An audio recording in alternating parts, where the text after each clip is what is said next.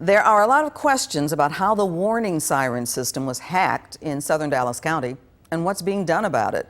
City officials in DeSoto say they're still working to get the system operational again, but the severe weather this morning hampered their efforts. Fox 4's Natalie Solis live in DeSoto with more on the challenges the city's facing in staying ahead of those hackers. Natalie. All right, well, Clarice, security is a challenge that every city faces, and experts say municipalities should be learning from one another when hackers strike. The sound was coming from all over, that way, behind me, over this way. Unwelcome surround sound about 2:30 Tuesday morning. Warning sirens blaring in DeSoto and Lancaster set off by hackers. How exactly they managed to do it, still unclear. The cities say it's under investigation.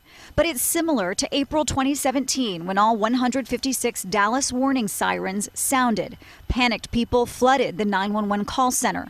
The hacker determined to be someone in the area, potentially with remote access. Do you think that these municipalities are doing enough? Can they do enough to protect these systems, or are hackers always a step ahead? Well, I think a lot more can be done. Dr. Kevin Hamlin, a cybersecurity professor at the University of Texas at Dallas, says attacks on critical infrastructure are increasing nationwide. The city of Dallas conducted a security audit and reportedly encrypted the system to address the issue. He hopes neighboring cities would have learned from that experience. The big question on my mind is whether the same mitigations that Dallas employed were also employed at these other sites where they were hacked. Hamlin says, unfortunately, catching up to the hackers is challenging, but it's not necessarily the priority with emergency warning systems. It can often be very difficult, especially in these siren systems where the primary communication is radio. So it's not as though you have an internet trace that you can necessarily track back to who did it.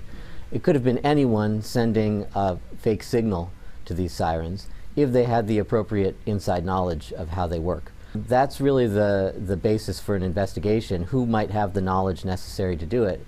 But of course, the first reaction should be, let's fix the system so that they can't do it again.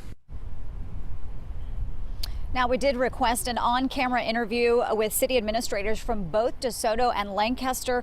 Our requests were declined. We also asked for a timeline of when these cities thought that these systems would be back up and running. We have yet to receive that information. Just in a statement, they say they are investigating and working to get it back online.